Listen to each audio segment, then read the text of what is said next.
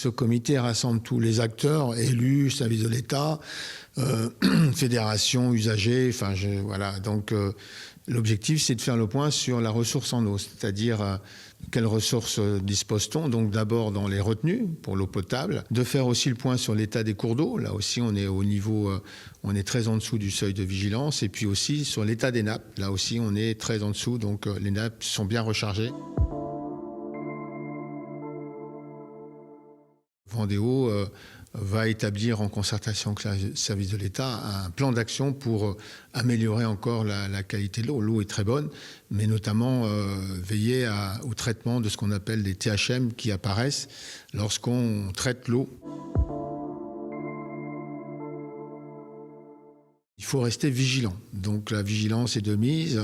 Il faut adresser des messages à la population, aux Vendéens et aussi aux nombreux touristes qui commencent à venir, puisque ce sont les vacances de Pâques, pour leur dire de faire attention à la consommation de l'eau, de l'utiliser avec modération.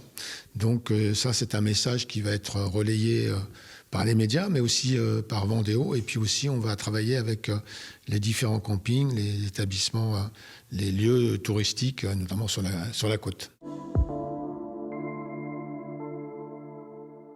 Les agriculteurs sont représentés, ils participent au comité de gestion de ressources en eau. Donc là, ils pourront prélever l'eau dans les différentes réserves de substitution. Ils le font en application d'arrêtés que je suis amené à prendre.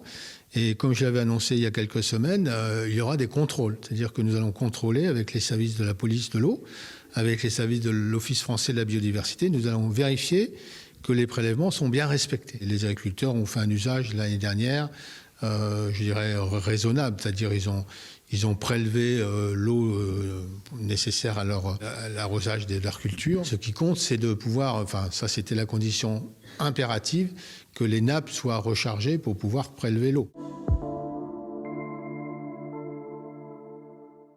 On compte aussi sur la pluie. Donc si on a pu remplir à nouveau les retenues, les nappes, et recharger les cours d'eau, c'est parce qu'il a plu, et notamment il a beaucoup plu au mois de mars. La tendance est moins favorable en avril, mais donc on surveille ça. Donc la pluie est l'allié.